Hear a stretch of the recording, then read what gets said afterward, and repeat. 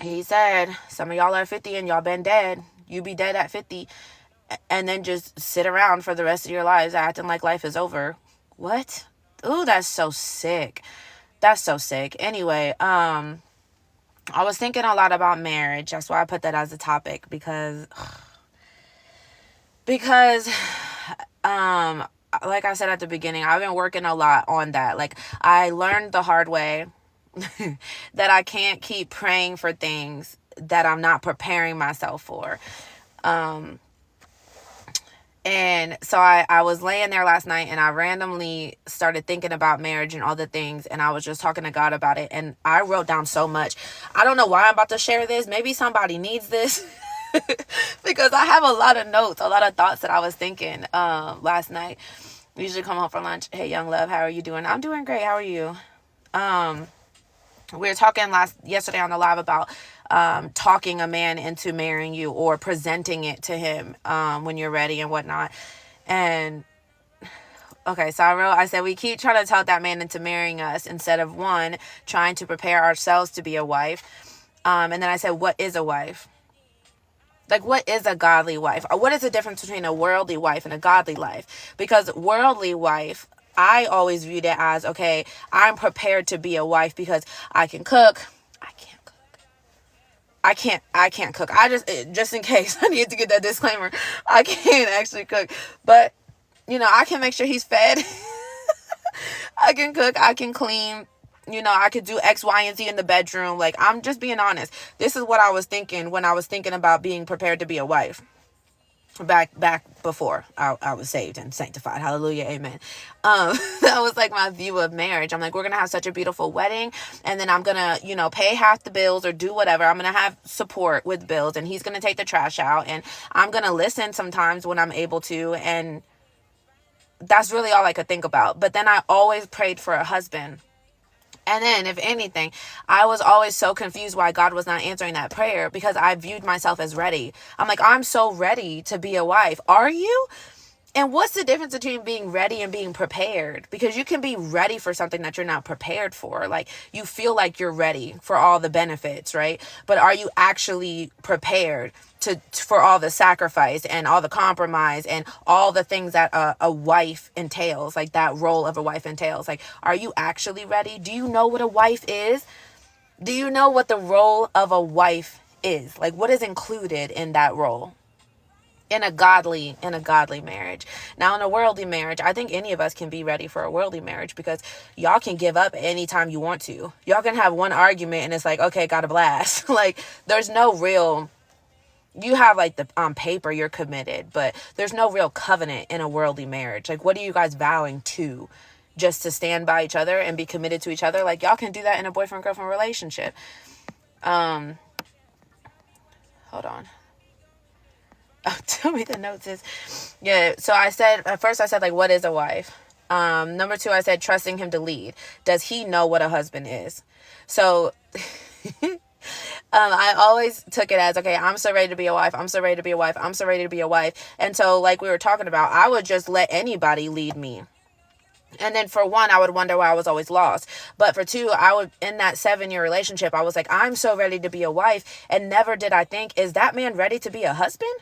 Do I even genuinely want that man to lead me? Does he know where he's going? Who's leading him? Like, there's so many questions now that I wish I would have asked myself in that moment, but I didn't because I was so focused on being a wife. I'm like, I deserve the ring. I want the white dress. Like, why do you deserve the ring? Just because you feel like you're ready? Or are you prepared? What are you prepared for? I think that a lot of us as women, we think we're so ready to be a wife just because that is like a level of success that society makes it. Does that make sense? Like, you're going to be successful. You'll be happy when you're married. You'll find happiness and joy and all these things when you start building your own family. But a lot of us are not actually prepared to be a wife. A lot of us don't even really know what that is. I didn't. I'm still learning. Okay, well, next I said we get offended. Oh, God. This was based on what we were talking about yesterday on live. I don't want to talk about this topic. This is, like, very uncomfortable. But I said we get offended based on him feeling like he's not ready. but he doesn't run based on his feelings. So we're crying about him not being ready as if it means he's unsure of how he feels about us, but really he's unsure if he's ready to lead you. So, like I said, this was based on the topic we were talking about yesterday. When you're in a relationship for a while and the woman is trying to convince the man to get married, or she's trying to say, she's like, dang, I'm waiting for the ring. Like, what's up? Like, what are you waiting for?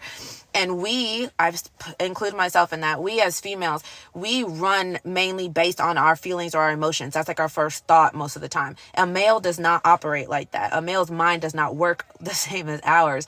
And so a lot of times we're projecting that. So let me explain.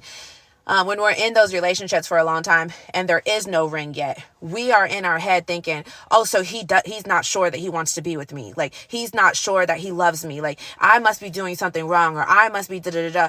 But most of the time, I'm not saying that that's never the case, but most of the time, a male's mind is not operating like that. Like, I'm just asking, what if he's unsure if he's capable of leading you at this point? And then a lot of us leave. We be like, oh, I've been with this man for 4+ years. And now his timeline, my timeline don't match his timeline. And so now I gotta bounce. But what if the whole time he was like, no, I'm trying to prepare myself to lead her. Like, I'm struggling to even lead myself right now. And I do love her very much, but I'm not thinking if I'm ready for X, Y, and Z. I'm thinking if I'm ready to financially support her. Am I ready to lead her? Like, do you understand how huge of a role that is? Because I didn't. Like, I never thought about it like that. I only thought about it from a wife's perspective. I never was like, oh my gosh, he has a huge job as a leader. Like, he's leading the family. He's leading. What? That's huge. And what if he's not prepared for that yet? And we're rushing his timeline. Like, that's foul. That's foul when you think about it. What's the difference between a worldly / godly person? A worldly person is led by the world. A godly person is led by God. If we were talking about men, a worldly man is a man that's not being led by God, because who's leading him? If he's not being led by God, then he's being led by the world. That's the only difference how I can explain it. My ex-wife was a great cook, but that's not what I needed. I need a woman who prays for me, even when the shit hits the fan, who loves Jesus more than me. Ooh. You better say that. Gets mad at the devil before she gets mad at me. First of all, that's a huge one. Gets mad at the devil before she gets mad at me, because what? I never understood that either. Like, I never knew how to be a team player and even be a partner, in the sense of, it's not me and my issues against you and your issues. Like, it's us together as a team against the world. Like, it's us against everything going on. Like, it's never us against each other. That's why the divorce rate is so freaking high. Anyway, a lot of people are supposed to be single. Hey, what you'll find as respectfully. Thank you. Exactly. Relationships and dating are so different nowadays. Yeah. Marriage is a high calling. John 4, woman as at the well. She had 5 husbands. Jesus said, drink from me and you'll never be thirsty. Amen. Amen. I just wanted a ring, dress, and the whole thing because of the time and the label. Yeah. I had my whole thing planned out. Like, I had my whole wedding planned out before I ever even figured out what a wife was. Jesus. Got to have them healthy conversations. Got to. Neither of us are ready. Yeah. Talk your shit. Not what's up, though. Y'all wilding out here. What up, though? That's what they said. What up, though? What's on me? Anyway, I said in my next line, I said, why do we want to rush that? Like, if a man is really working on himself in order to prepare himself to be a leader, why are we trying to rush that process? Especially when we know we're with a good man. You know, when you're with somebody that you're questioning all the time and you're fighting all the time, first of all, why are you even considering staying with that person forever? But that's just so different than when you are in a healthy, happy relationship and there is no, huge relationship breaking issues occurring. Why are we rushing him to marry us? Like, what if? Now, I'm not saying you shouldn't have the conversation. I 1,000% believe you should have that conversation, because especially if you guys have been together for a while, I think it's perfectly okay to sit down together and say, okay, this is what I'm praying my next 5 years of my life look like. What are you praying for the next 5 years? Do these two align? That's very important to do. But as far as like rushing him to be like, hey, why don't I have a ring? Hey, where's my ring at? Have y'all ever even sat down and talked about marriage in a real way? Like, do you actually genuinely trust him to lead, or do you just like him? Oh, Jesus. Anyway, I said, why do you want to rush that? If anything, shouldn't we be helping him become ready? Now, this one kind of can be controversial because I'm not saying that I think it's the wife's duty or the girl's duty to help that man do X, Y, and Z. But if you're in a relationship and you're in that partnership, why are we not practicing to be that? Do you know what I'm saying? Like, why are we, instead of rushing him to go get us a ring, why are we not helping him in the areas that he feels like he's still working on? Like, what can I do as your girlfriend or as your whatever? What can I do to help in those areas while I'm helping myself? Like, why do we just feel like he has to go figure it all out by himself? So let me give you an example for context.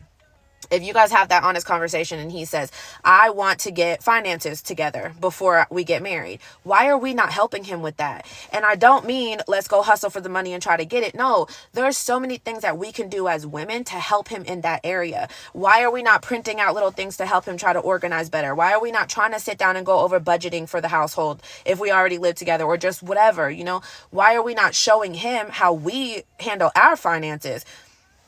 Because we don't handle our finances. Don't do that. We're not even ready. But you know what I'm saying? Like, why are we not helping him in the areas where we can help him? Why are we not preparing together as a team at all? Like, we want to work on everything separately, but then we want to come together as one, just at a wedding, just like that. That's crazy.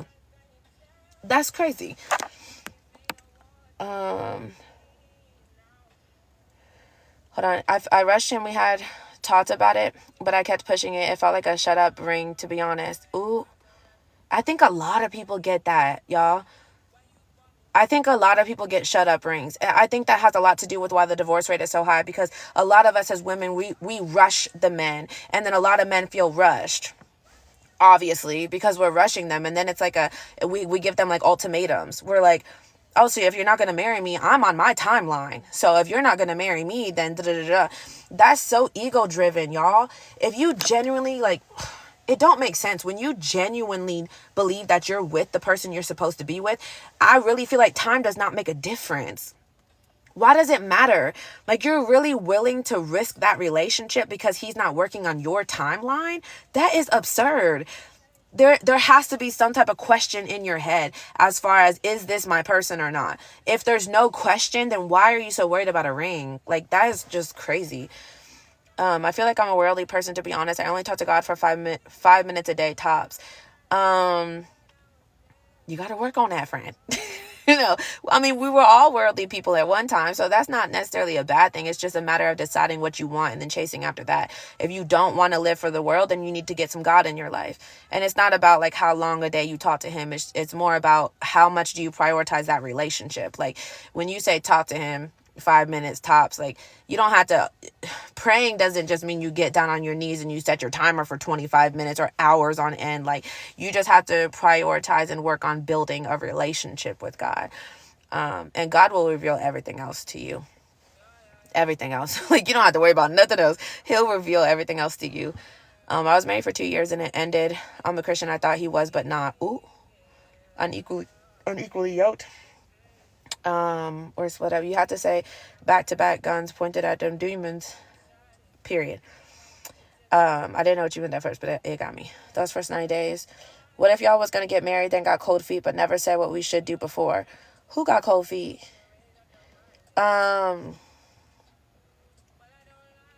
I think cold feet can mean a bunch of different things, you know? Like, cold feet could be your intuition telling you to get on out of there. But cold feet could also be, you know, the enemy trying to distract you, or, you know, you just having normal human emotions and you're questioning certain things. I think cold feet can mean a lot of different things. So I don't know. I would need context on that. How will you know when you found him or her? Pray. Ask God. That was another thing in my notes. Like, we be so focused on, you know, praying for that man to marry us. Have we ever prayed if that's our person? Like, have we ever prayed and been like, God, what do you actually want for me out of this relationship? Should I even be with this person? Should I even be, you know, trying to convince him to, you should never be trying to convince him, but should I even be thinking about progressing this relationship? Or should we have never even been together to begin with? Like, have you ever brought that to God's attention? Or do you just think you know what you want? Or do you think you know what's best for you? And so now you're trying to move forward with your plan. Like, have you ever brought him to God's attention? Most of us haven't. That's actually scary to think about. Living together before marriage is a recipe for disaster. I don't know, friend. I don't know. I think I can see that one from both sides, because I think you learn a lot about somebody when you live together. But I don't know, from like a spiritual standpoint, I don't know what the right or wrong thing is on that. We were so young, and so there was no rush. I wish I had you around 12 years ago. I wish I had me around 12 years ago too, friend. I ain't gonna lie. I ain't always been this wise, I'll tell you that. Talk that talk, CJ. That's the word. I was in ego because I knew he wasn't right, but we both looked at the ring as a fix. The ring or children? Yeah, we be viewing that as a fix all the time. That's true though too. I lived with him, and that's how we got to the downfall, which honestly, 1 Corinthians 7, Romans 8 talks a lot about carnal / worldly mindedness versus being led by the Holy Spirit. Yeah, see, that's what I'm saying. I'm still working on certain things. I don't know how I feel about certain parts, especially because I've already lived with the man, like I've already done the whole family thing. And there was a lot that I learned in that household that I would not. I'm like, thank God I saw that before I signed up for marriage with him, because what? Like, I learned a lot about him and his everything. I was not going. Anyway, where was I at? We were talking about, I said, if anything, shouldn't we be helping him become ready? And I brought up like budget organization, because that was a big one that I know that a lot of men say, like, financially, I'm going to be the one responsible. Like, can I work on my finances first? Why are we not trying to help him work on that? Just like little things that we can do. As much as y'all sit there and watch Netflix, why don't you put on a podcast about financial literacy? Why don't you put on a podcast about budgeting? Like, why don't you try to help him? Why don't you guys work together as a team? Especially if that's something you need to work on too. Like, we're trying to rush him to work on it instead of being the women that we're called to be in his space and being like, let's work on this together, because this is something that I can use as well. Like, I need to work on it too. Let's prioritize this. Let's work on this together, and watch how much progress he makes. Because now when he sits there months down the line and says, oh, I'm not ready for marriage because I don't know anything about financial literacy, that's not true. We don't prioritize that as a team. Like, that's crazy. I never thought about it like that. I'm just saying, until recently. Now I feel like that makes a lot of sense. I said, shouldn't we be praying over him? Praying with him, helping him gain knowledge in certain areas, gaining knowledge in areas we need help in as well, doing the inner work in ourselves to make sure we're ready, to make sure he doesn't have to settle. Ooh, Jesus, there's so much actually to pick apart in that. But gaining knowledge, yes. Praying. I feel like we are so crazy for trying to convince that man to marry us. And we've never even prayed over that man. We've never prayed for that man. We've never prayed for that leader, but we want him to lead us. What? That doesn't make sense to me anymore. That sounds absurd. Like, we expect him to lead us, but we are not bringing him to our leader. Like, who's leading him? Who's leading me? If God's leading me, why am I not bringing my person to God? Like, why am I not covering that man in prayer? Why am I not? That's our leader. If you're not covering that man in prayer, do you view him as your leader? Like, are you viewing him in that light, or are you just viewing him as somebody to, like I said, to just chill in the house with? Like, you want to play house with him. Because maybe, I'm just saying, maybe you haven't gotten a ring because he's not viewing it as playing house. Maybe, just maybe, you haven't gotten a ring because he's viewing it as the covenant that it's supposed to be. And maybe he realizes that it's a much bigger role to play a husband than just, come kick it in the crib and have some children that neither of us have the capacity to take care of. And, maybe he's viewing it so far below the surface. Maybe he views it as what it's actually meant to be. Hold on. I'm taking notes this morning. Say notes. I love that. I have a question. I'm a very spiritual person, so I have a lot of dreams that are visions to me. Hold on. I know I'm going to miss some of the comments today, y'all. What's crazy is his friends pressured him to marry me because we had a child. We were not ready. See, that's what I'm saying. The children be pressuring you more. Because why did we do that, y'all? Can we just talk for just a split second? Because I don't understand why I did that to myself. Like, I was so thirsty to experience unconditional love that, like, I allowed myself to become a mother before I even gave myself the opportunity to experience love in, like, a real way. Outside of children, of course. You definitely learn unconditional love through children. Oh my gosh, I've learned so much about love and life and myself and everything through my child. But why did I never give myself the opportunity to experience real love with another human being, like with the man, before I went and searched for unconditional love with a child? Like, oh, I can't stand that. I wish I wouldn't have did it that way. I wish I would not have done it that way. Although, like I said, I did learn a lot through that. But yeah, it's all a mess after that, honestly. The person that I'm with now, I'm having dreams that we are breaking up and then happening more often. Excuse me. Dreams can mean a lot of things. Dreams can mean a lot of things. We go through depression, deal with painful losses. Are you really in it for better or worse? Or as long as he does everything you expect of him? Exactly. See, that's what I'm saying, friend. See, I knew you was more than your ignorant comments.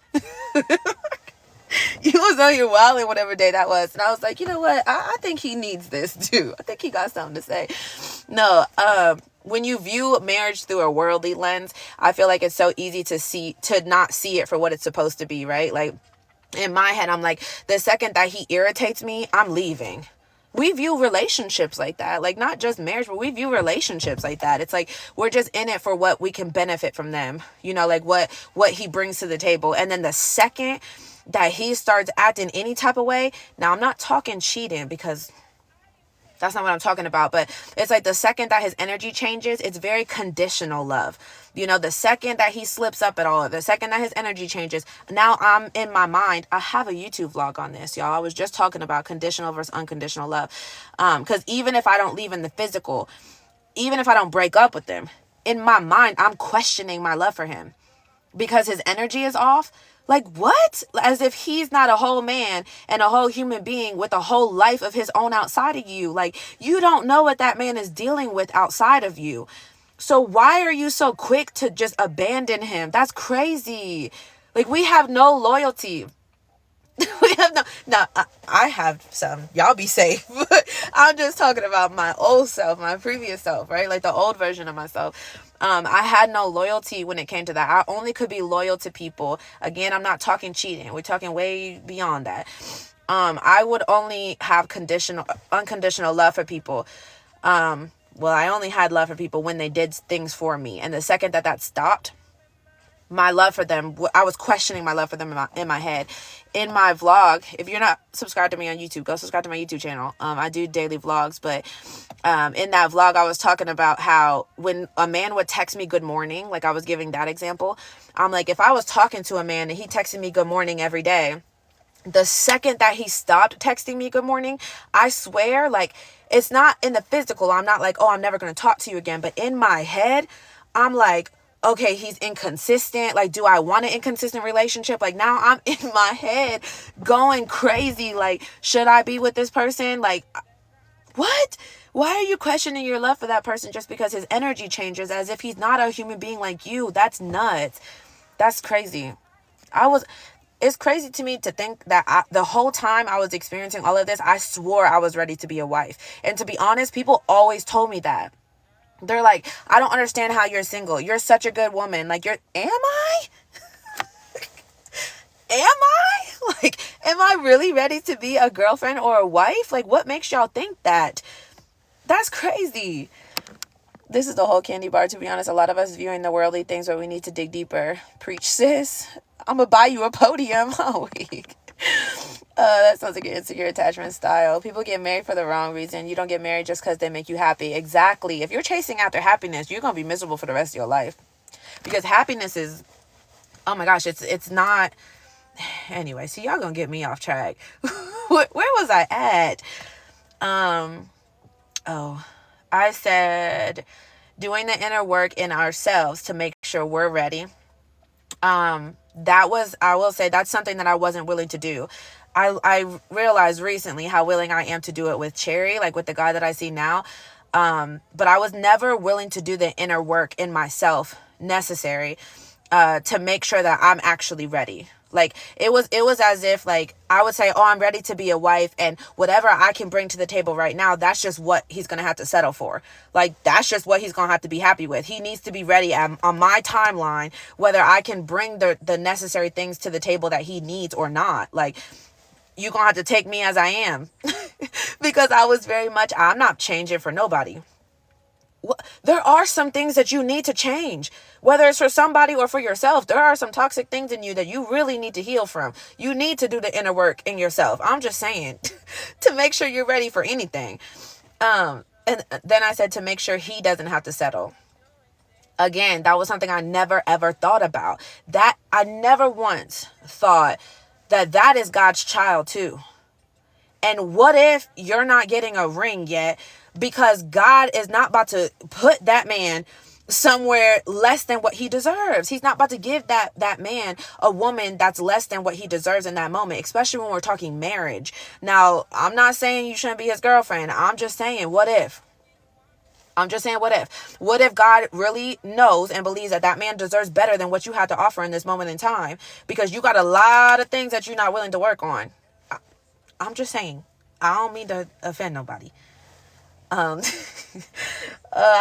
mentioned something about the finances. Like, if he's worried about finances, how can y'all as one prepare for that? We be expecting men to be ready to be husbands as if they've all done it before. Jesus. I think that's true. I think we be expecting men to be ready. We expect a man to be ready to be a husband as soon as we feel ready to be a wife, as if they've done that before. And most of them didn't even have like role models to teach them how to be a proper husband, to teach them how to be a godly husband. Majority of them didn't have proper role models. So why are we expecting that man to just be ready? That's crazy. Anyway, I said, and most of the time we're not even ready to be wives. We're just ready to have partners. Jesus. Are you actually ready to have a godly marriage? Or are you just thirsty to wear the white dress? This was all, I don't know why I was thinking about this, but this was all last night at like 2:00 in the morning. I don't even know where it came from. It says, you keep praying and wondering why your prayers aren't being answered, but God will not put you into something you're unprepared for. And that's what I brought up at the beginning of the live, how so many of us as women, we assume that he's not ready because he doesn't love us, or we assume that he's not ready because he's questioning whether we're the one that he wants or not. But what if God is not allowing that marriage to happen yet, or allowing that step in that relationship to happen yet because you're actually not prepared for that? Like, what if you're the one that's not prepared? What if it has nothing to do with how he feels about you? What if he knows for sure that you're the one, but God is telling him that it's not time yet, and now you're questioning his authority, which is another absurd thing. You're already questioning his leadership before you guys even make a commitment like that. Like, you want to commit to him, as in share. You want to vow. You want to make vows with this man, but you don't even trust his timeline. That makes no sense. That makes no sense. I'm sorry, but I don't get that. Anyway, I said, you want to pray for something you're not ready for instead of taking that time to prepare for what it is you're asking for. So in that case, that's what I was talking about, as far as I used to pray all the time for a husband, but I never sat and prayed for God to prepare me to be a wife. Like, we want to pray for the thing, but we don't want to pray to be prepared for the thing. We don't want to pray, to go through what we need to go through for preparation, right? Like, prepare me to be a wife. When I tell you, and hopefully he ain't on here, or maybe he is, I don't even know. But when I realized that I was catching like strong feelings for Cherry, I prayed on it. Like, I submitted my relationship over to God, and I'm like, whatever you want this to be, God, I just ask that you prepare me for it. Like, if you need me to take a step back and just be this man's friend, like if it was only supposed to be a friendship, then prepare me to be a friend. Give me the ability to view him in a friendly light, right? So that I'm not on the wrong page, so I'm not looking at it the wrong way. I submitted that relationship over. And then when it came about that man stayed, and I was like, okay, God, teach me how to love him. Like, I don't know how to love this man with my own strength. How am I supposed to know how to love? I ain't never loved a good man in my life. I've only ever known toxic love. So when you pray that prayer and that man stays and God says, yeah, I want you guys to be together, why are you now praying for a ring instead of praying, God, show me how to love him? God, teach me how to be that for him. Show me all the things that I need to heal from so that I can show up to him as a version of myself that he deserves to experience. Seriously? This is good. Show me how to love him. Man, that's what I'm saying. In your car, telling the truth. Yeah, I'll be vibing in the car. Not at all great perspective. Neither of us had good role models. Yeah, no. Yeah, we do. I gotta run though. Bye, friend. Joy's external. You both have to seek that in yourself through Christ. Yes.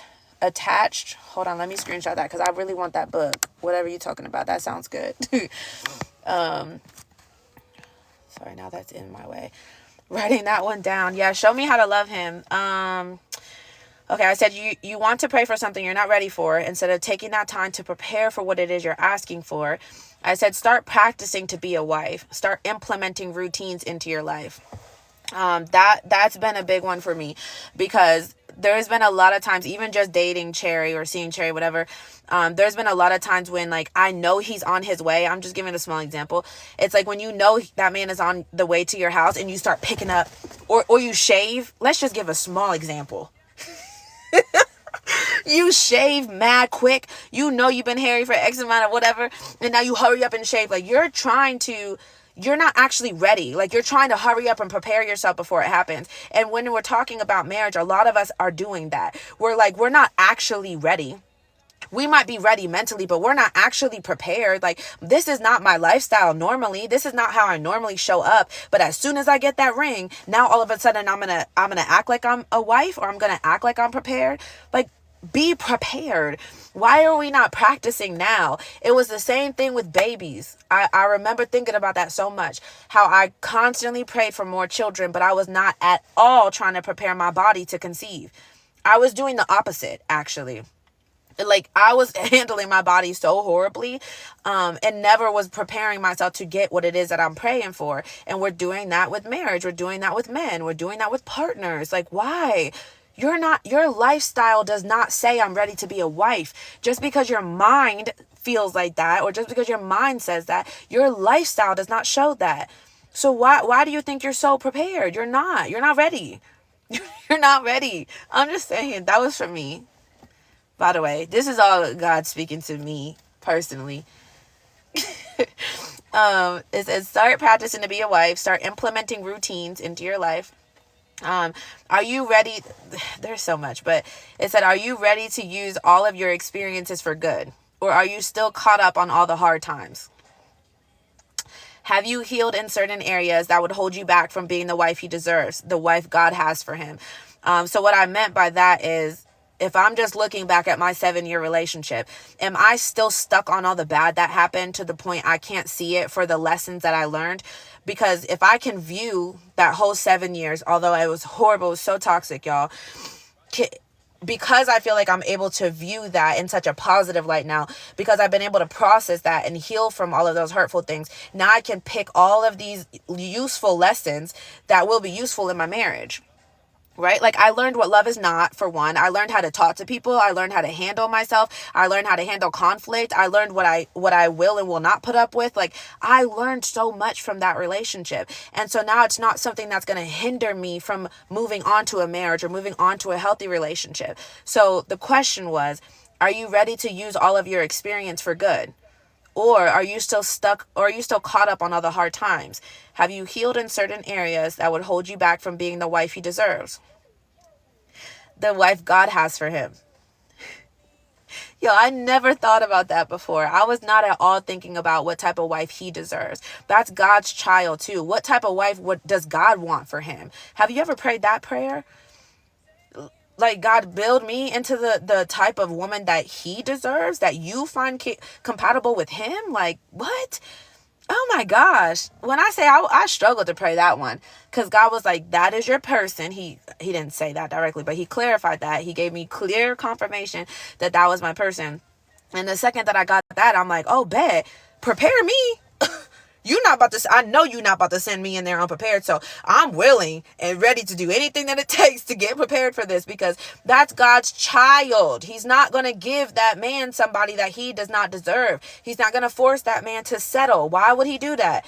And same for you, right? Like we be so focused on us all the time. When have you thought about him and his perspective and his desires and what he wants and what God has for him?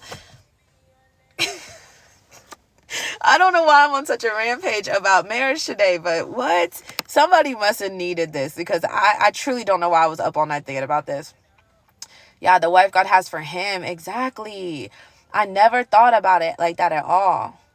Ever. Until I met Cherry. I think about it a lot in such a more healthy way because of the type of man that I see now. Like, I think about it so often. I'm like, it's not that I feel like I don't he does it's not that I feel like I don't deserve him, but there's times that I question and I'm like, that's a good man. Like, that is a really good man. Like, what makes you think that you can show up in that relationship with all these toxic traits that you're not willing to heal from? What makes you think that God would just allow you to be in his life as permanently as you want to be when you're not willing to heal certain parts of yourself, to be who he needs in his life? That's crazy. That's crazy. Anyway, my next thing was, what type of wife do you want to be? Like, have you ever thought about what you want to be able to bring to the table as a wife? Because a lot of us, we're stuck in the girlfriend phase. We're like, oh, I want to learn how to be a girlfriend. I want to do X, Y, and Z. Or we're just so stuck on having that partner. We're so stuck on getting that husband. But we've never actually thought, like actually sat down and thought about, what type of wife do we want to show up as? Yet we have Pinterest boards filled with exactly how we want our wedding to look. How many Pinterest boards do we have filled with how to be a godly wife, how to submit to a man, like how to have a healthy relationship? How many of us have Pinterest boards about that? Or healing at all? Like, do we have any type of self-care, anything? Like, any type of boards that are building us into the woman that man desires, that man is capable, or that man is compatible with? Let's just say compatible. That man is compatible with, that God wants for him? Are we working on that at all? Or are we just so focused on the white dress and the flowers? Like, that's crazy. Anyway, I said, if you want to be patient, work on patience. When I said that, I remember thinking there's a list of things that I know that I want to be as a wife, but I'm not practicing those in my own life. Like, you want to be patient with that man, but you're not even patient with yourself. You don't practice patience. You're not patient with you. You're not patient with your child. You're not patient with your friends. You're not patient with anybody, but you desire to be a patient wife. Okay, cool. Work on it. Work on patience then. I said, you want to be nurturing. Work on being nurturing and start with yourself. Do you know how to speak calmly? That's a big one for me. I want to be a calm wife. And I don't mean calm as in I talk quiet all the time. I mean calm as like, I'm not constantly trying to be like, I'm not constantly defending myself. Like, I'm not constantly like, I know how to calmly speak to him, even if it's like an uncomfortable conversation. I want to know how to be nice and kind and calm and compassionate and patient. You know, like, there's so many things I want to be able to give as a wife that I first had to learn to give to myself. Like, I had to learn that for me first. Do you know how to be patient with you? Do you know how to be calm with you? Do you know how to nurture yourself? Like, do you know how to care for yourself? Do you know how to show yourself compassion? Or you're just so thirsty to be able to give that to a man? You have to give it to yourself first. That's the moral of that message. I said, do you know how to speak calmly, stand up for yourself respectfully, take accountability, bring up and resolve conflicts without down talking? Those are very personal. I ain't gonna lie. Because I could never do that. I could never bring up something that bothered me, like a conflict, without down talking him. So I could never say, I feel like this. This made me feel like this. I would be like, you're trash.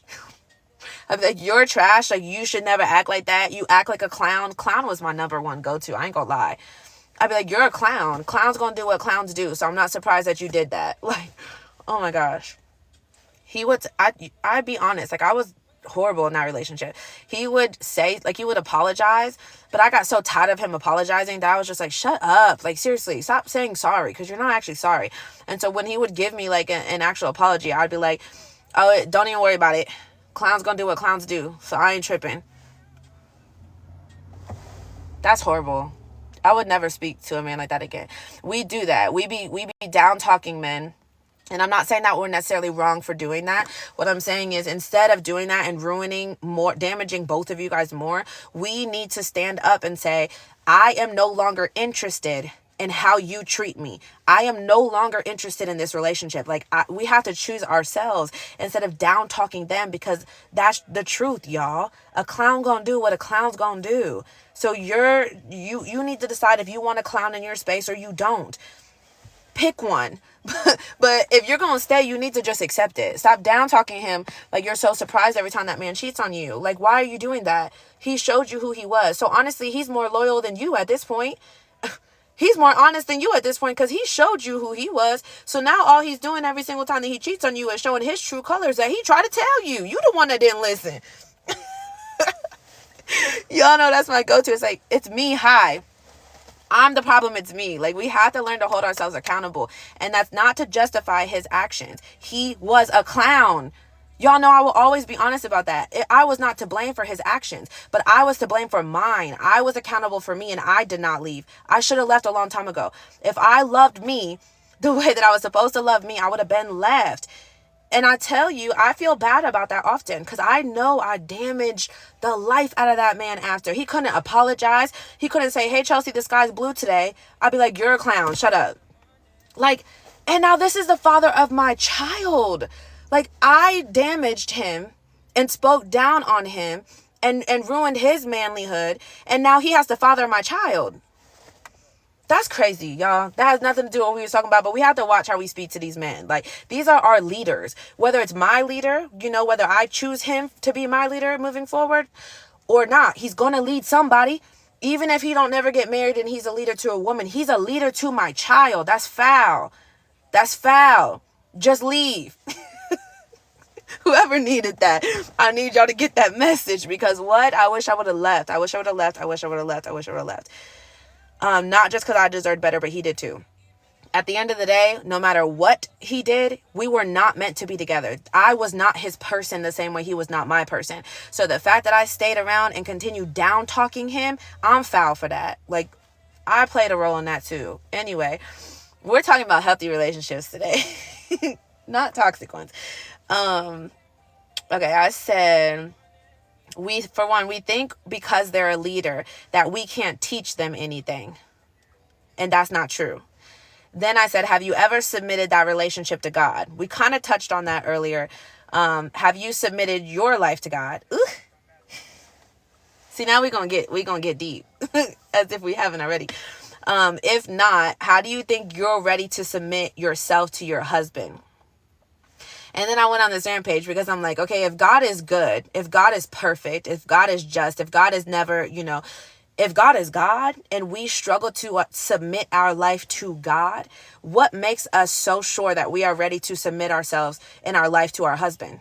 Like, you think you're ready to submit your life to a man who is of the world, like no human is perfect. He's going to make mistakes. We're all faulty, right? Like, you think you're ready to submit yourself to a man, but you struggle to submit yourself to God, who is good? Like, I'm not telling you that you're not ready. I'm just telling you it's something to ask yourself. Like, if I really struggle to submit to God, what makes me think I'm not going to struggle submitting to a man who's going to make mistakes? We all are. And so then I had to define, this was literally all at 2 a.m. I don't know what got a hold of me. Maybe I'm going to get married soon. We never know, y'all. Speaking into existence. I had to define submit. What does it mean to submit to a man or to anybody? But what does it mean to submit? So define submit, accept or yield to a superior force or to the authority or will of another person.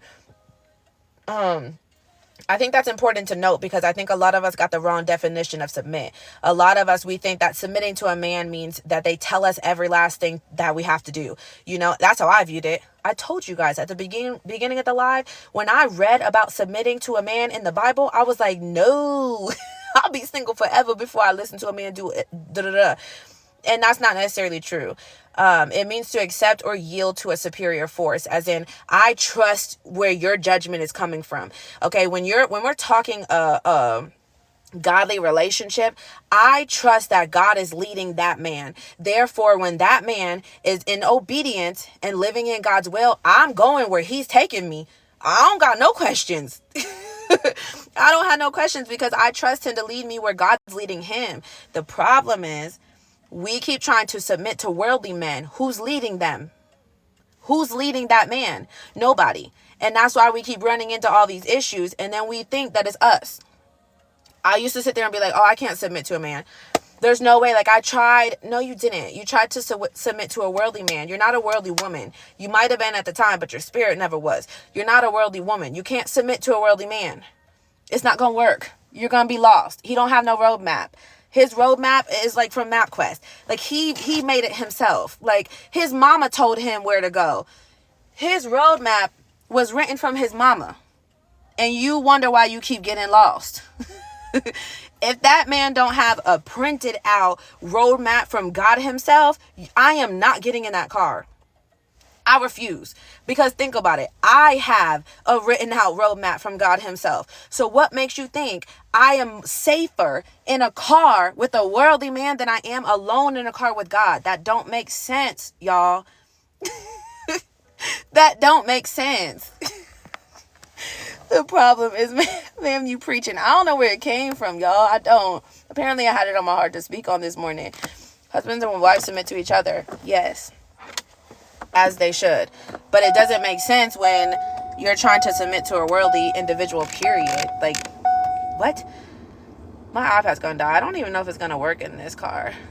I got my answer to my question, point blank, period. Choose the right one to submit to. It's a heck no for me. Speak on it. Speak on it. A word. Y'all are funny. Love that part. He is someone's leader, although he may not be yours. Yeah. That took a lot of growth.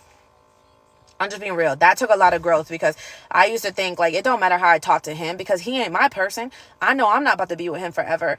Y'all, when we think about the fact that we are all one body of Christ, it does matter how you treat that person.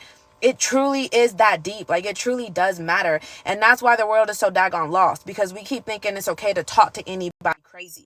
We think it's okay to disrespect everybody all the time. Like, we like, oh, I'm not about to date him, so I don't care how I treat him. You still have to live in this world with this person. Like, he is still a part of society. What are we talking about? He's still going to raise somebody's children. Like, what? That is going to be passed on to the next generation. It does matter. We cannot keep talking to these men and downplaying these men as if they're trash when really they are our leaders. That's crazy. That is crazy. I had to really change my perspective on that. I'm meeting my boyfriend's mom and sister today. Any tips? Be yourself. That's the only real tip. I mean, I can give you some BS if you want me to, but the real tip is to just be yourself, because as long as you show up in that room as yourself, you will get everything God has ordained for you. That was beautiful advice, actually. Thank you for your wisdom. Oh, you're so welcome. You submit to the Christ that is leading them. Right. Amen. You're preaching, period. I'm ready for you to get off live and talk to me. I'm so pumped. But yeah, you're funny. Shut up. And my iPad's gonna die anyway. Where my notes are, they're on my phone. But I was nowhere near done with the notes, actually, to be honest with y'all. I said, we said, are you ready to use your experience for good, or are you so caught up on all the hard times? What type of wife do you want to be? Are you allowing God to show you what a wife is, or are you allowing the world to show you? So that thought stemmed from, like, the thought of what is a wife? Like, do we know what a wife is? And why are we so thirsty to say that we're ready to be a wife when we have never even asked God what being a wife is? Like, what do I need? Have you ever brought it to God's attention and been like, show me what it is that I need to learn, what I need to heal from in order to be a wife? Like, in order to be the type of wife that you need me to be in this world. I never did that before. Oh, it is charging. It says not charging, but now it's on 2%. Hold on. I said, are you allowing God to show you what a wife is, or are you allowing the world to show you? We think because they're a leader. I did that one. Have you ever submitted the relationship to God? We defined what submit means. I said, are you even able to give up control in certain areas?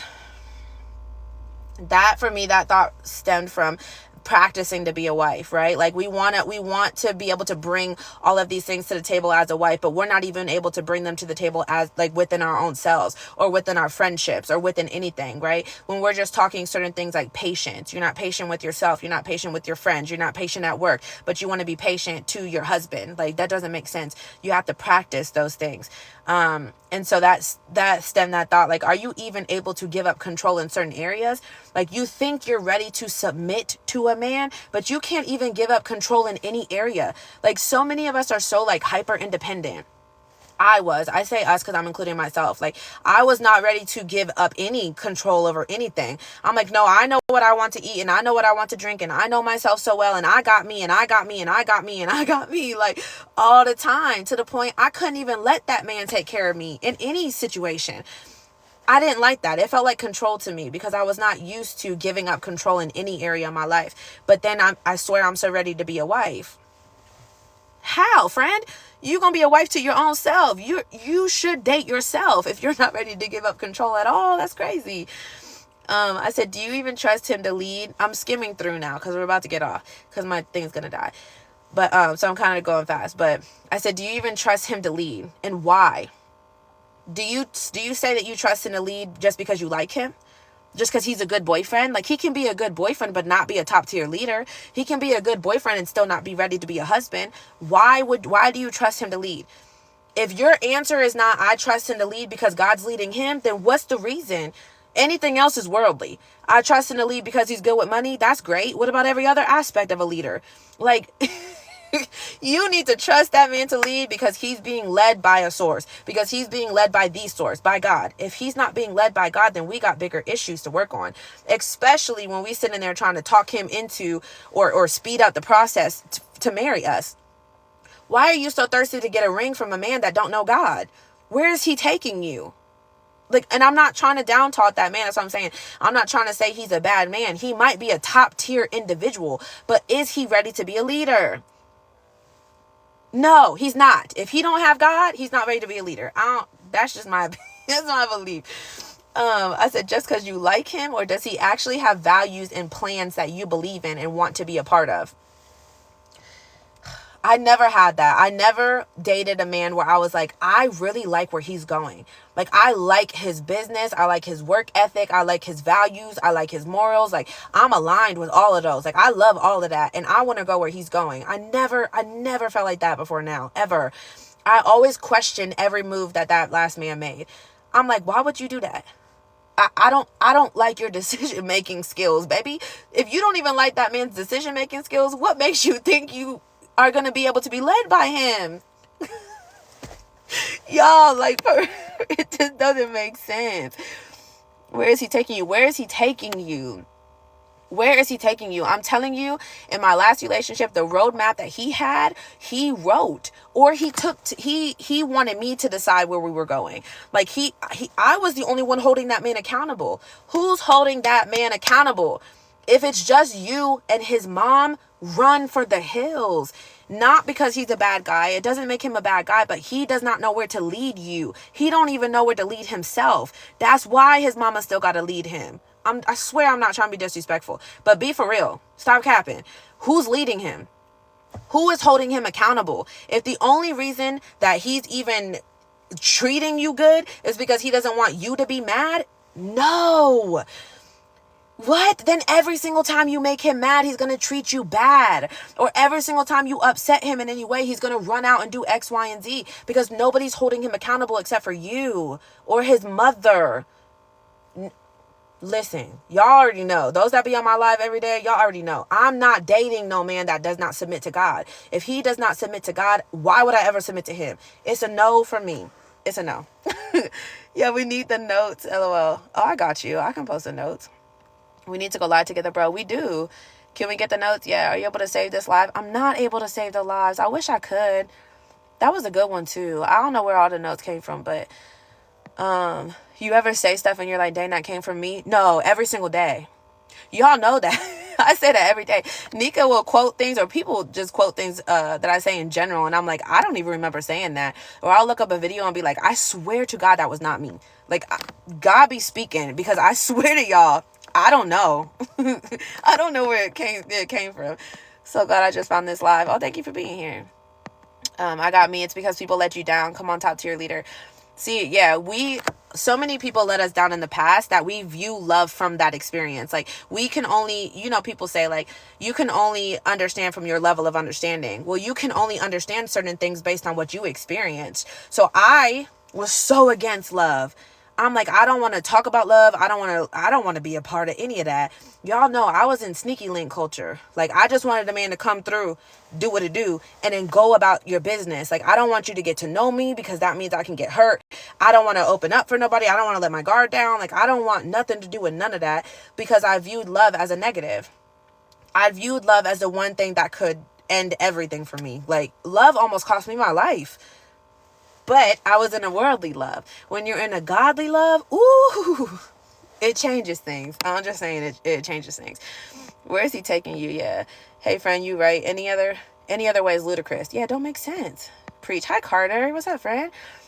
Aren't the same person they showed you, so it's not from God. I was just laughing because you were like, dang, that was some beautiful advice. No, it be shocking me. Good morning. Hey, Rebecca. Ma'am, can we be friends? Baby, I already thought we was. News to me that we not.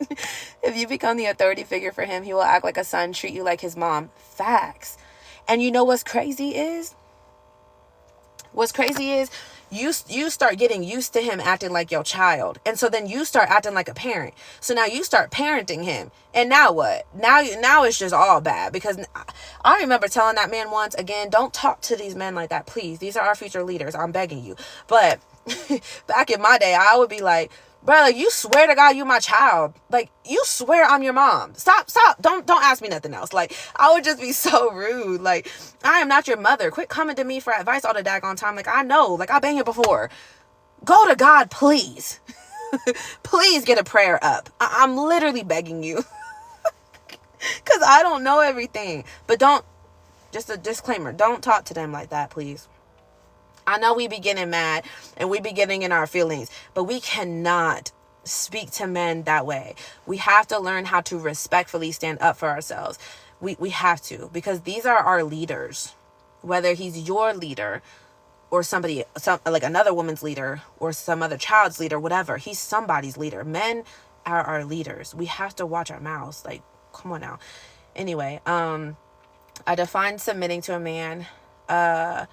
I said, do you even trust him to lead, and why? Just because you like him, or does he actually have values and plans that you believe in and want to be a part of? Anybody can be nice and likable, but where is he going? Anybody can be nice and likable. You can like anybody. I mean, I'm just saying. Even an atheist can be nice and likable. You can like them. They can be nice. They can be personable. Y'all can have chemistry. You know what I'm saying? But where is he going? And can he lead you? And are you even teachable? God, are you teachable? You so worried about whether that man can lead you or not. Can you be led? Can you submit? Are you teachable? Do you know how to stay a student? Like, or do you think that you know everything? You swear that you know everything. That's why you can't let that man lead, because you trust you more than you trust that man to take you somewhere. That's crazy. That's crazy. Anyway, I think I already kind of brought this up, but it was actually at the end of my notes. I said, God is perfect. If we have a hard time submitting to God, how can we expect ourselves to submit to a faulty human? And I said, practice serving your gifts during your single season. There's a lot that I can talk about on that one. I'm not going to, because we're going to get off soon for real. But I said, practice serving your gifts during your single season. Are you ready to serve your husband and children? Do you even know how to think of anyone other than yourself? So with that, I was thinking about how many of us waste our single seasons. We're sitting there in our single season, and the whole time we're praying for a husband, but we're not actually practicing anything. What gifts do you have that bring value to that marriage, that will bring value to that marriage, that you can start practicing right now? Like, do you know how to serve anybody? Do you know how to use your gifts to serve anybody? And there's so many gifts that we all have, right? So I'm talking so many different things. Of course, I'm speaking in general, but what gifts do you have that you're not utilizing right now? What gifts do you have that you hope to utilize in that marriage that you could be utilizing in your friendships right now? You could be offering better advice. You could be nurturing to your friends. You could be patient. You could be practicing so many different things that are going to be so useful for that marriage, but that they could also be useful right now to yourself and to the people that you're connected with right now. Then you can be ready to serve your husband and your children. That was a huge one for me. I was not actually ready to serve anybody because I did not even know how to take care of myself. And I'm not just talking physically. I'm talking mentally. Did I ever pray? Do I know how to protect my mental? Do I know how to fight off the enemy when I'm being attacked? Do I know where to turn to when I need help? Like, do I know where to go for advice? Do I know how to take care of myself? If I don't know how to take care of myself, what makes you think that you are ready to be nurturing and patient and loving and caring to a man, especially a godly man? Because we talked about that. If y'all just hopping on, we talked about that at the beginning, or I guess toward the middle of the live. That's God's child. So he shouldn't be settling either. So what do you need to work on, and what do you need to heal from, and what do you need to practice in your own life, in your own personal life, in order to be the person that he deserves? I'm just saying. Anyway, I think I only got two more things. Do you see yourself for who God called you to be? Do you see your value? The level in which you're able to see your value, that affects your confidence, which affects how you show up. So yes, I see that we're all sitting here like, oh, I'm so ready for a wedding. Oh, I'm so ready for a marriage. I'm so ready. You don't even love yourself. Like, you actually hate yourself.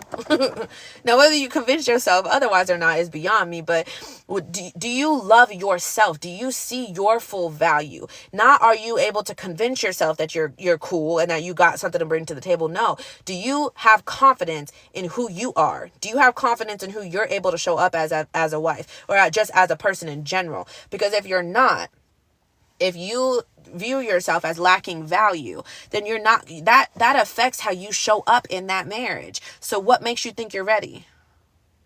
That's crazy. Do you know how to make sacrifices? Is the last one. Do you know how to make sacrifices?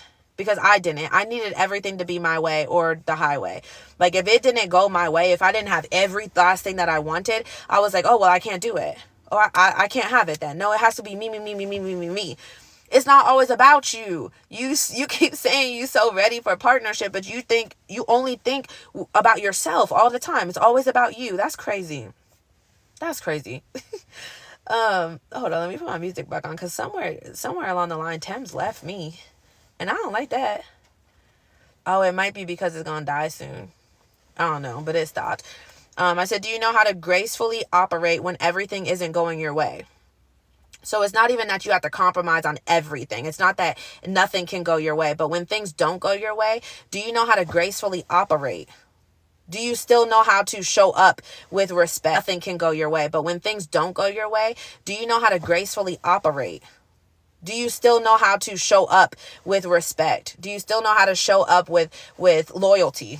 Let's just say that, because we was talking about how we would run for the hills when things wasn't going our way. Do you know how to present that to him? Do you know how to present when something is bothering you without down talking him? Do you know how to present when there's conflict without disrespecting that person? Do you know how to be a team player? If you don't know how to be a team player, why the heck do you think you're so ready to be a wife? That's crazy. Anyway, that's all I got. I mean, we could talk about this for days, but that was my notes. I don't know where those notes came from, so it had to be for somebody. So if you feel like it was for you, it probably was, because I was not thinking about marriage at all. I just randomly woke up at like 2 a.m. and started just like typing away. And I'm like, what the heck? Why am I so focused on marriage right now? Like, it was out of the blue. I don't know. And those were some good notes. I'm just saying. I was like, dang, that's crazy. Which is crazy if you know my story, because lately I've been in this uncomfortable season where I keep thinking like, oh, I'm not ready at all. Like, oh my gosh, when I started experiencing love in a real way, and I'm like, whoa, that's really a good man for real. When me and the man that I see, when we had our first like conflict, and he was so respectful. Oh my gosh. When I say he did not down talk me, he did not disrespect me. He definitely did not call me out my name. Like, he still handled me so beautifully, so godly, so gracefully. It had me questioning. I was like, oh, whoa, I'm the toxic one? Do I even deserve him? Like, am I actually ready for this? Am I ready for a healthy situation? Like, yo, I was freaking out. So it's funny that God literally had me sitting here typing all these things out, because I'm like, no, don't do that, Chelsea. Just because you made a little mistake, don't mean you're not prepared. Don't mean you're not ready. Don't mean you're not progressing. Like, don't be so daggone hard on yourself. Like, you fine. So it's funny that we had all these notes. Can you recognize value? Come on. That's a good question. Can you recognize the value that you hold, the value that you have, the value that you bring to that relationship? Y'all, see, I used to be my own worst enemy. I've spent the majority of my life as my own worst enemy. And so the second, it did not even the second, anytime, I would always question my value in that person's life because I viewed my own self as a burden. And when you view your own self as a burden, you're projecting that onto other people. And so I could never see the value that I brought to the table ever. But the second that I learned to become my own best friend, now I'm like, I have a lot of value to bring to a relationship. Friendships, everything, of course, but we're just talking about marriage and relationships right now. Like, I will be an amazing wife, not because I have everything perfect, but because I'm willing to work on all of it, right? Like, I'm willing to put the work in. I'm willing to hold myself accountable and be like, ooh, I kind of slipped up right there. Let me put some things into play to try to figure out how to progress from that, how to learn from that, right? Excuse me. That was a big one that we talked about. Are you willing to put the work in on yourself, right? Are you willing to take space to do that? Because that's hard, to take space from somebody that you care about or somebody that you love or whatever the case may be, to take that space to do the inner work necessary and not let that change your heart posture or not let that change your loyalty or not allow that to make you question the love between the two people. Are you willing to do that? Because if you're not, then that's really, you're just going into that relationship as who you are, as if you don't have a lot of things that you got to work on first. Anyway. Clothes on the flow. This is one of my favorite lies. Oh, thanks. Practice discipline and do that inner child work. Yeah, discipline is a big one. I thought I had a note on that because I said, oh no, I put it on Instagram today. That's what it was. On Instagram, I post all the time on my Instagram story. Go follow me on Instagram if you don't. I post all the time on my Instagram story, but I saw this reel where the mom was working out and she had like a toddler and a little baby on the floor or whatever in the gym, and it said something like point of view. I forget her exact words, but it basically was talking about how she was working out and she was getting active and she was working on herself for her children, to be a better mom. And I reposted it on my story with like this long thing, like I had to really type, and I was like, it has nothing to do with my weight loss. Like, weight loss, the fact that I've lost so much weight as I have, that's at like the very bottom of all the pros that I've gotten out of the gym, right? Like, truly. And I was talking about like, I was able to sustain it and I've been successful all year long because I'm doing it for something much deeper than just a big butt. Like, I'm doing it for something much deeper than just weight loss. Like, when you think about all the discipline that you're gaining in that gym, all the self-control, all the stability, like I'm learning so much that will help me be a better mother and a better wife. Like, what? I'm practicing. I'm preparing myself. Like, it's so much deeper than weight loss. And I really feel like we have to do that. Like, as women, especially the ones that are striving to be wise and that are praying to be wise, we have to start viewing our schedule and our routine as preparation. Like, what areas what things can you add into your routine to prepare you for everything that you're praying for? I'm already a mother, so I get a lot of practice on that one, but I'm not a wife. Like, I need to prepare myself to be a wife if I'm constantly praying for that, or don't get discouraged when that doesn't happen because you're not ready for that yet. I'm just saying. So good. Yes. Can you recognize this life is good? It's not all about you, man. I struggled with that. I thought everything was about me all the time because I was just I was just focused on happiness. That's why I was so focused on me all the time, because I thought that to have a relationship, or the only factor I was looking for in a relationship, was to be happy. So I was so focused on what makes me happy. And I was like, okay, if he doesn't do this, then I'm not going to be happy. And if he doesn't do this, then I'm not going to be happy. And if I'm not happy, then we're not going to have a successful relationship. That's crazy. A relationship is not just built on happiness. You're not just out here trying to find happiness. What is a marriage? What is the covenant? You're not just vowing to each other to be happy all the time. That's crazy. Your feelings go up and down. Your emotions change every 2 seconds. You're not going to be sustained if you're just running based on happiness alone. That's nuts. You have to be willing to think about the other person too. You have to be willing to think about the purpose. What is the purpose in that relationship, right? Like, if God has a person for you, and if God wants you guys together, there's a purpose for that marriage. There's a purpose for you as an individual, for him as an individual, and for you guys together as one in a union, like for you both as partners. What is the purpose in that? If you don't even know the purpose in your own life, how in the world are you supposed to find the purpose with a partner? That doesn't make sense, y'all. I hate to be that person, but it just doesn't make sense. Please post the notes. I need them. I'll post them on Instagram. Enjoy your weekend. Merry Christmas. You too. Merry Christmas. Oh my gosh, it's Christmas. That's crazy. I haven't done any shopping or anything. Wow. I want to revisit quite a few of the points. Do you know how to handle your mate? So good. Same. I'm trying to be your man. Oh, period, Big Mike. You might not see his value either, depending on your perspective. Yeah. Okay, Big Mike. She just said she's... It's the quoting the username for me. That's hilarious. She said, okay, Big Mike. She just said she's satisfied where she is. That is comedy. The word willing has been standing out a lot more to me lately. Me too. I realized lately what I'm willing to put up with and what I'm willing to not put up with, or what I'm willing to work on and what I'm not willing to work on. Like, what are you willing to work on when it comes to a marriage? We're clearly just talking marriage in this live, but when we're praying for marriage and we're praying for a husband, what are you willing to put into that? Like, what work are you willing to put in to prepare yourself to achieve that thing, to receive that thing? Like, I wasn't willing to put in any work.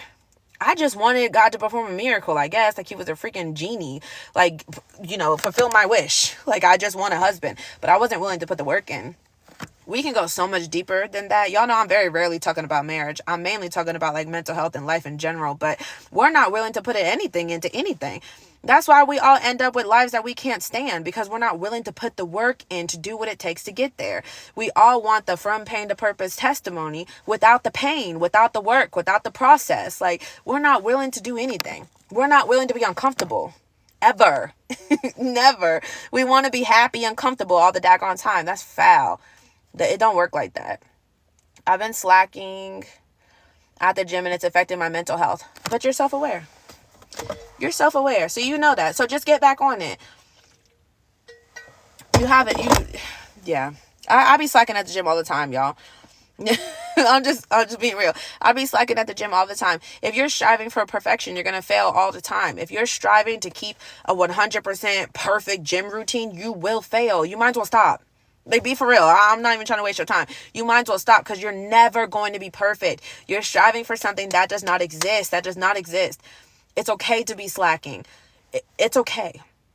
If you're slacking, that means you haven't completely fallen off yet. You're still on track. Just start driving a little faster. Like, it's okay. It's fine. How do you make time for dating as a mom? I don't. I have one man and that's it. I don't do the dating. But I guess if I'm answering that question, if I was like a completely single woman, I would make sure that I make time for God first. Now, again, I can give you a BS answer if you want a BS answer, but the real answer, I feel like, is make time for God first, and God will reveal to you how much time you need to make for dating. God will show you what it is that you need to be making time for, right? Otherwise, why are you even dating? What are you dating for?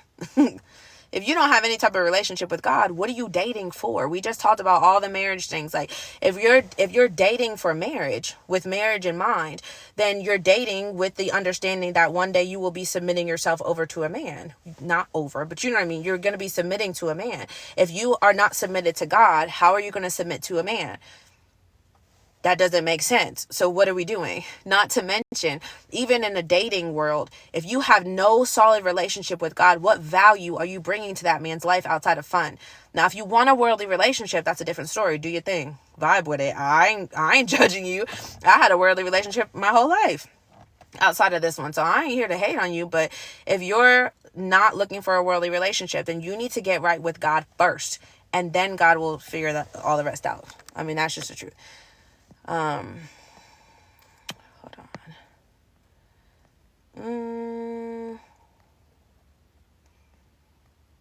What's 1131? Yes. How do you kingdom build in this relationship? Hey, BBG. You can still go on dates with your hubby, for sure. You need time with your hubby. I don't even have a hubby, but yes, I agree.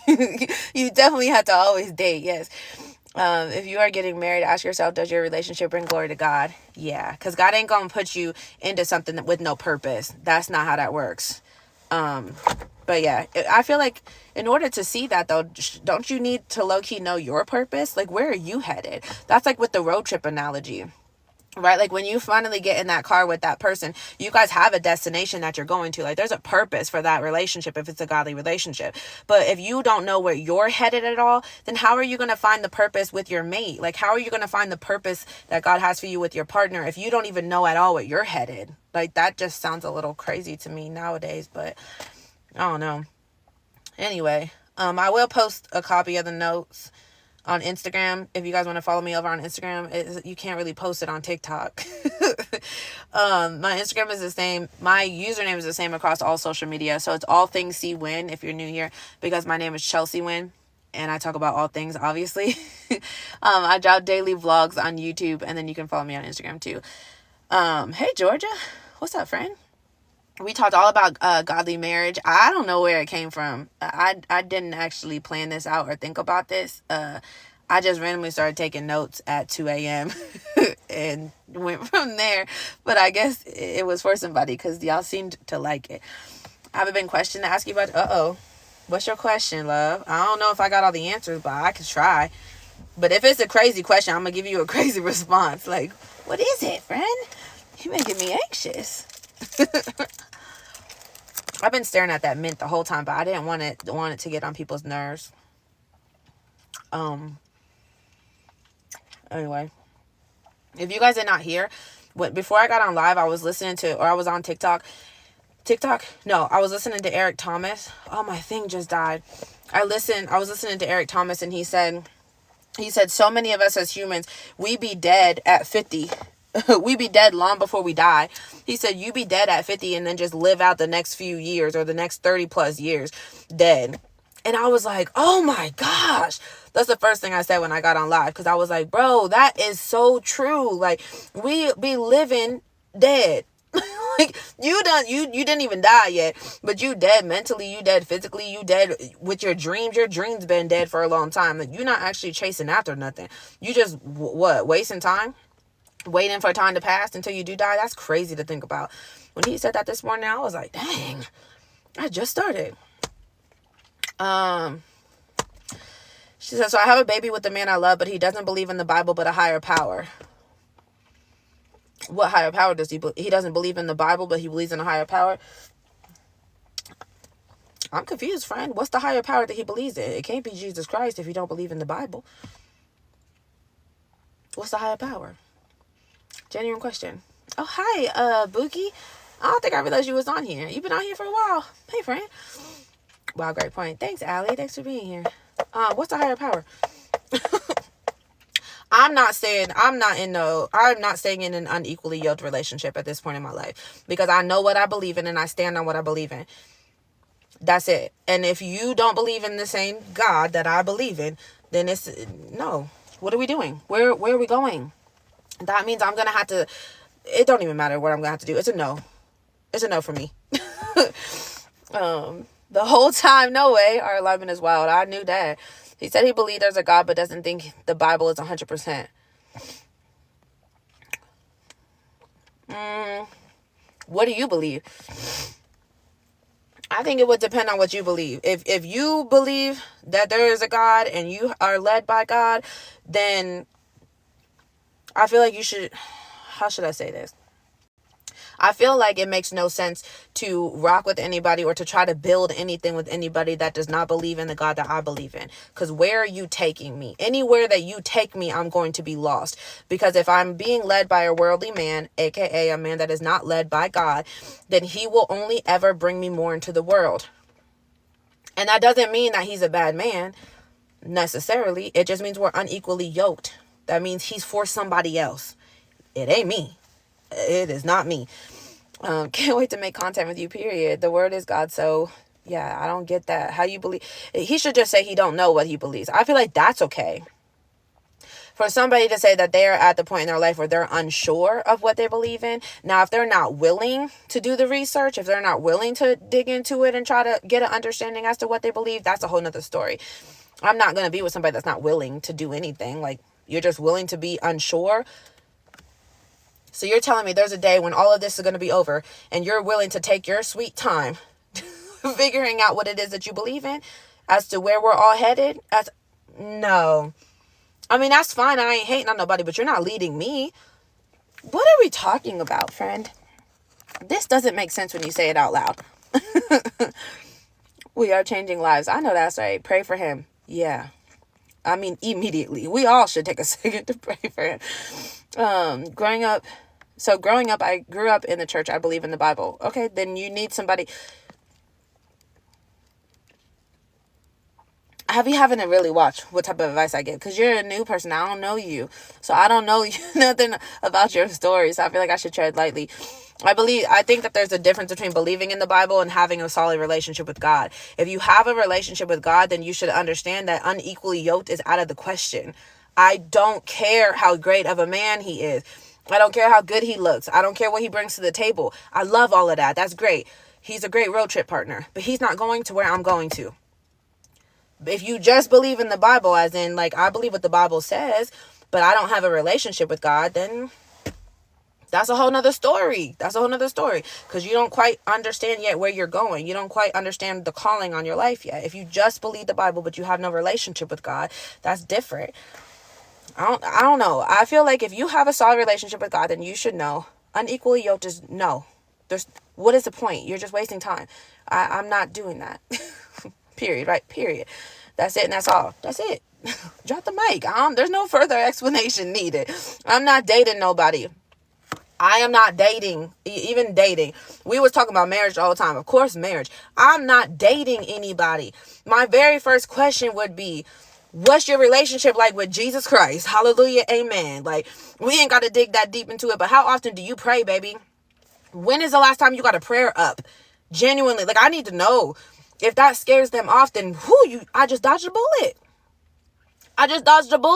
Because that one question, that very first answer will tell me everything that I need to know. I don't have no further questions. If you said you ain't prayed since Easter 17 years ago, it's a no. No. We don't have nothing in common. We will never have nothing in common. You are not going where I'm headed. Therefore, it don't matter. If you've never been around for my road trip analogy, that's why I give that analogy all the time, because that's how it makes sense to me. We view everybody as a good road trip partner, right? As in, if you don't know where you're headed, if you have no destination, if you don't know where you're going, you're only looking for people that are good road trip partners. So that's why we get so lost in dating, because we're sitting at that table, even on the first date, and we're trying to see how good of a road trip partner they are. I don't care how good of a road trip partner you are. I don't care that you go with the aux cord. I don't care that you go with directions. I don't care that you don't need a GPS to drive. I don't care. Where are you going? What's your destination? If you don't know, like, if you have no clue at all where you're going, why do I care that you're good with music? Like, it don't matter. That's what I'm saying. We be so focused on the wrong things. That's the wrong thing. And that's what gets a lot of us stuck in these bad relationships, because now we got this whole list of all the things that they bring to the table or that they bring to the car as a road trip partner. And we're like, oh, I like him. Oh my gosh. I like him so much. His taste in music is so good. And he helps me drive. Oh my gosh. Like, there's so much that he brings to the table as a road trip partner. Yay. That's awesome. Truly. That's great. He's going to be perfect for somebody else. But if he's not going to your destination, it makes no difference. How you control the music makes no difference if you're going to Texas and I'm going to Florida. It don't matter. We asking the wrong questions. Ask that man. If you are a godly woman, ask that man when's the last time he prayed. That's it. You don't even got to get that deep. When's the last time you got a prayer up, love? Like, you ain't got to say it weird. Don't be weird. You ain't got to say it like that. When is the last time you prayed? If he stumbles, then he don't know. If he says it's been years, or he's not sure, or he whatever, it's no disrespect. It's no disrespect at all. I'll even finish the date. You know, we can kiki if you want to. We have a meal. We can have a nice time. There might be a lot of things that I can still learn from him, because he's still a human being, but he ain't my human being. He's not. That's not my person. If he don't say I talk to God every day,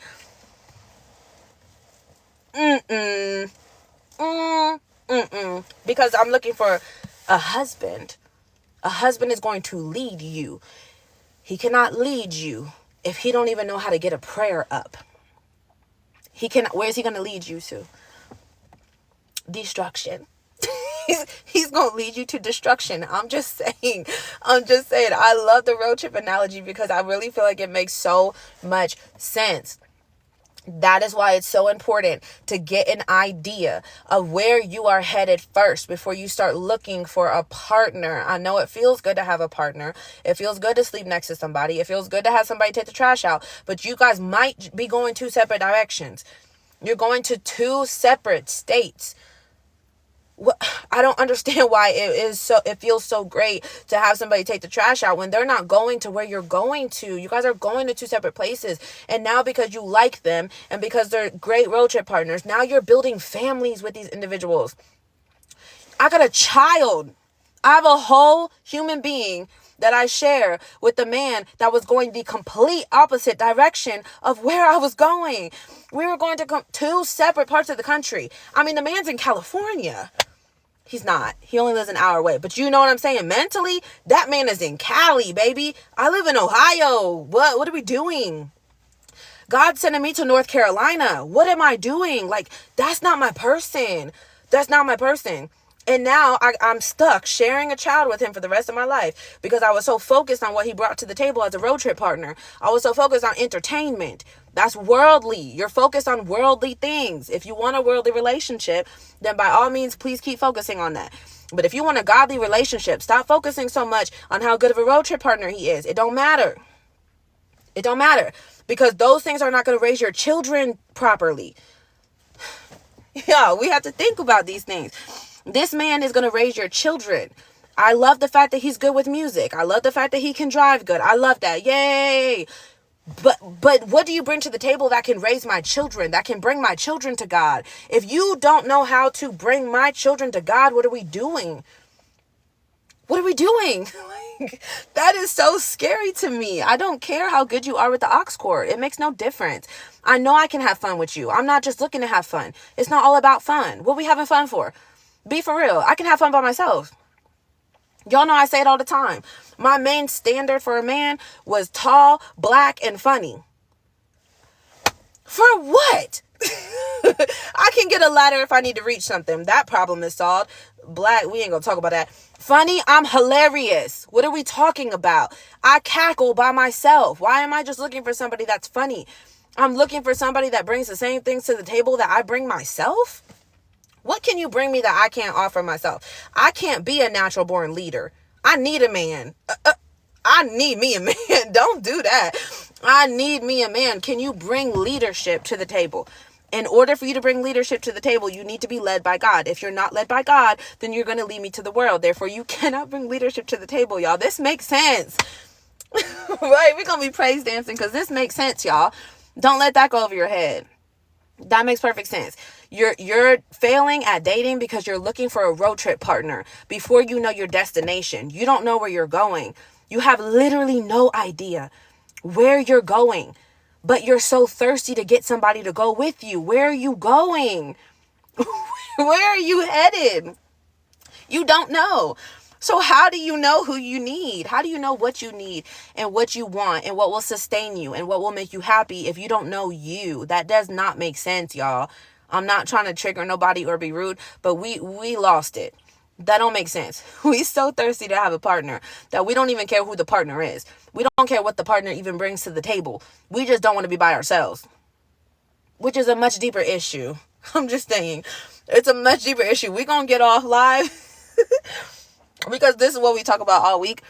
Like learning to love ourselves. Like, who are you, bro? Like, why do you hate yourself so much that you are willing to put up with anybody in your space? Like, you don't care who that partner is. I just told y'all at the beginning of the live, I completely embarrassed myself and told y'all that first date I was at that freaking man-made strip club, wannabe strip club with no running water. Still slept with the man after and dated him. Why? Y'all know I don't talk just to talk. Why? There's always a point to everything. Why did I do that? I did that because I hated myself. And because I hated myself so much, any amount of anything that somebody gave me felt like love. So I didn't care what he gave me because anything that he gave me was better than what I gave myself. It didn't matter where he brought me to. What difference does it make? I don't bring myself nowhere. So even just being at the crib felt like love. It felt good. Like, you will settle for anything when you treat yourself like trash. Because any amount of any human decency that anybody gives you will feel like love when you're so used to getting treated like trash. That's why it all starts with you, bro. We talk about this every day. This is literally our conversations every live. If you're new, I'm live Monday through Friday at 9:30 a.m. EST. Every Monday through Friday. And we talk about the same things. We be having therapy sessions. I don't even know how we be on live for hours. People be asking questions and I'm like, ooh, I can preach on that. Let me get to talking. Like, and then we be on here for forever. Preach, period. See, I left my partner because of her non-beliefs. Then I was single for a month and found out I was... You was what, friend? I got anxiety. You gotta hurry. It's like, you can say so many different things. I'd be so mad at my friends when they leave stuff like that. I was not saying that you did, but they be sending it in one part of the message, and I'm like, send the whole thing, bro. Like, I got anxiety. Like, tell me what you meant after that. Nika, if you didn't hear, Nika is my best friend, purpose partner, business partner, all the things. Like, I'm obsessed with her whole life. Nika is the worst at that. Nika be like, guess what? What? Just put it in the same text. I've asked her so calmly at this point. I'm like, Nika, you got to put it in the same text, baby. Guess what? ... Tell me what? Because I got anxiety. And now I'm really sitting here waiting for you to respond. And I had to watch the 3 little dots. Like, I don't like that. Just tell me what. Tell me what it is. Not you. I was just speaking. So my whole pregnancy, I prayed about him. And if I should get back with him.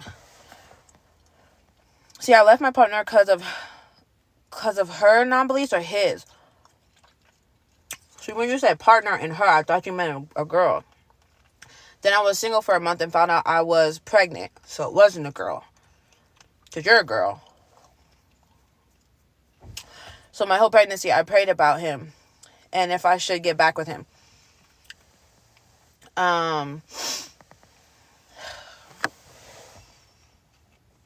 What happened when you prayed? I'm stressed by this situation. What happened when you prayed? Like, did God reveal anything to you? Because God will reveal it. Sometimes we don't want to see what he revealed to us, but he'll reveal it to you. What happened when you prayed that prayer? Like, did he reveal anything to you? It only lets you send so much, then you have to send it. I know. I gave him grace for it, and we agreed to move forward, but the day after his communication was trash. Ooh. I gave him grace for it, and we agreed to move forward, but the day after his communication was trash. I feel like you got to give people time to process stuff. Did you already comment? Because I don't know what your situation you're talking about, but I think it's okay for people's communication to be trash sometimes. I think we need to learn to give people space. I think we need to learn to give people space. Hold on, I don't see another one of yours though, love. With the little rose. Yeah, I don't know, love. I'm pretty far up in the comments. I'm all the way back up in Mackenzie. I don't see another comment of yours. I had dreams about him and us being a family. Yeah, but dreams could mean different things. Oh, that was after the prayer? You had dreams about...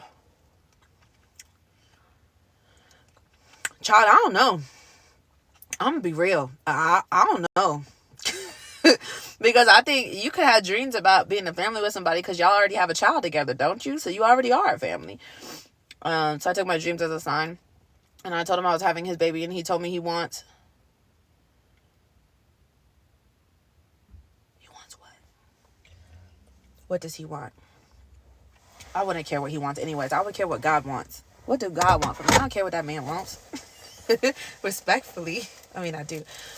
There are multiple dreams after every prayer. I don't know them, friend. I don't know them, friend. I feel like I'm one of them people. I'll give advice all day, but I know what I can and cannot give advice on. I can't give you advice on your dreams because I don't know what your story is. I don't know what God was trying to speak to you through those dreams, or if it wasn't God trying to speak to you through those dreams. Like, I don't know your journey or your story, so I don't know. I would definitely just pray on it, but ask him for a different sign. If you feel like that's God giving you a sign, ask him for a different sign. he'll tell you something. I don't know if it's gonna be what you want to hear, but he'll tell you something. I also think that, I think dreams are kind of hard because I've dreamed about things before that I am so focused on. Like I thought about that all day. It's all I ever centered my mindset around, and then I would have dreams about that thing. So I don't know. Dreams can get kind of crazy. We can also have soulish dreams. Remain in prayer until God gives you peace and confirmation. Yes. Remain in prayer until God gives you peace and confirmation. I love that, friend. See, if it comes with peace, then you know that it's from God. So if it comes with all of this confusion and frustration and all these things, I don't know. I'm not saying that it's not from God, because God is not a God of confusion. However, that does not mean that you're never going to be confused. Just because it's not confusing don't mean you're never going to be confused. You know what I'm saying? But if it comes with all this frustration, like, it's not supposed to be that hard. Alignment is not that. It's not that hard. It comes with, alignment comes with peace. As in, it's not that there's no roadblocks. It's not that there's no like hard times or nothing, but it comes with peace. Like, you know, you're supposed to be there, if that makes sense. I really want to eat this. There's something that needs healed in my subconscious, trying to find it. LOL. Be dreaming about my ex and his family heavy the last couple of days, and it's been a lot. Yeah, I used to dream about my ex a lot. I used to dream about him a lot, but I think it's because the little girl inside of me was so hurt. You know, like I just missed him so much. I missed the potential, you know, like I missed the life that I had built in my own mind. Like I missed that. The little girl in me did. I still had a lot of healing to do, but I think for me that came from healing. Like I stopped having those dreams so much when I started actually healing and working on myself and doing all the things. You know, it's been a long journey for me, you know, because you're a Patreon girly, so you know. I had to put that one in my journal, right? That was a bar. Come on, peaceful one. That was beautiful. Listen, if you guys are a woman and you want to join, because it's women only, if you want to join my private community, there's a link in my bio. That link takes you to my landing page, which has all of my work right there, laid out. So my YouTube and my Instagram and all things you win, literally. But there's a link that says join my private community. That will take you to my Patreon page. We don't actually use Patreon. So just a disclaimer, we don't actually use the Patreon app. When you sign up through Patreon, you get added into close friends on Instagram, and you get added into the group chat on Instagram, which is an accountability group. So we go back and forth throughout the day, and we just like check in on each other. We send prayers, we send scriptures, we send positive vibes all the time. And then we do Monday night Zooms. So every Monday night at 7 p.m., except for this Monday because it's Christmas. So we're going to actually do it on that Thursday. We all get on Zoom and we honestly just have girl talk. That's the best way I can describe it. They are like life-changing Zooms. I'm obsessed with them. I look forward to them every week. We be laughing, crying, vibing, all the things. I give all the women a chance to unmute their mics and just talk about things that they're dealing with, and then we can all unmute our mics and discuss, you know, back and forth. We've grown a lot through the Zoom. So yeah, you can click the link in my bio to join my private community that way. I gotta go, but I love your live. I'm going to start joining your streams. Oh, thank you so much. Thank you. Lost connection. Okay. All right. I'm leaving now, y'all. I'm going to go get a shower. I'm still in my gym clothes. So I'm going to go get a shower, and then I got a bunch of work to do today. I also really need to take some quiet time because I feel like I have not sat and talked to God uninterrupted for, I don't know, longer than like 20 minutes recently, because life has been so busy. You know, with Christmas season, life has been so busy that my heart posture has been like hurried. You know, like I've been like in a hurry. Get this done, get this done, get this done, get this done. I don't know. I need a minute uninterrupted with God. How can I introduce God to my boyfriend without making it feel forced? Pray. I think we try to introduce God to to anybody without God.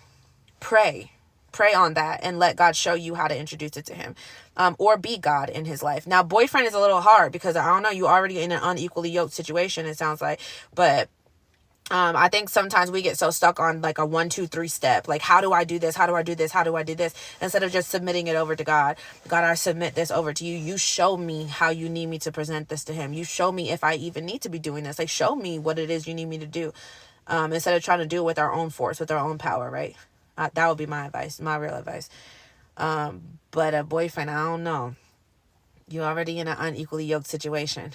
So before you try to pray about that, try to pray if you're supposed to be in that situation. I don't know. Carter told me about the Zooms, but I'm in class on Monday nights. Oh, that sucks. That sucks.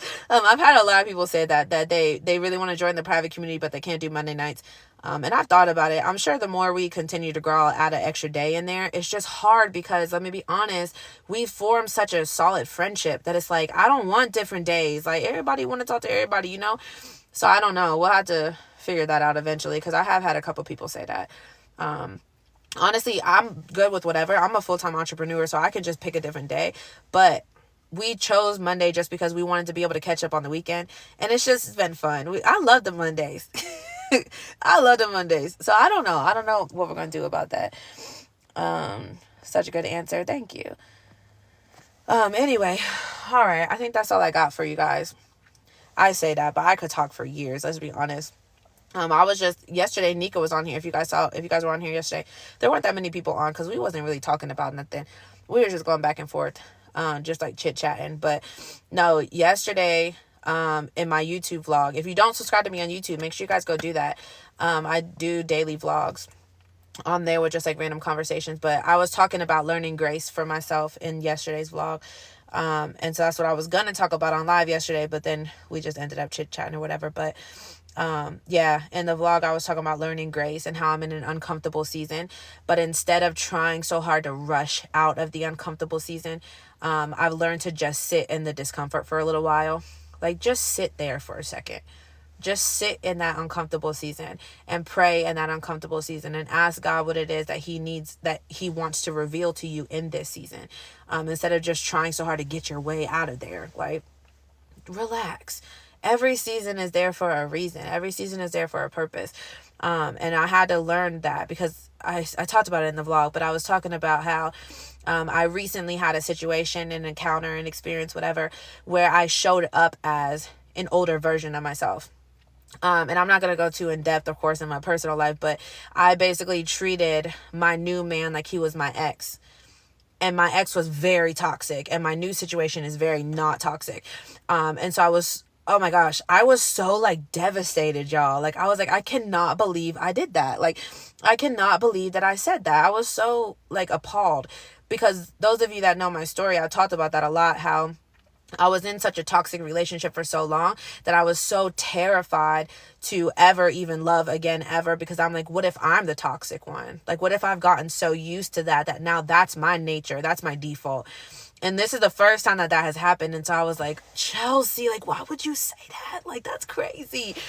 And anyway, so I just been focusing on like learning to give myself grace, because just because I know better does not mean that I can expect myself to do better 100% of the time. There's no such thing as a perfect person. I can strive to do better.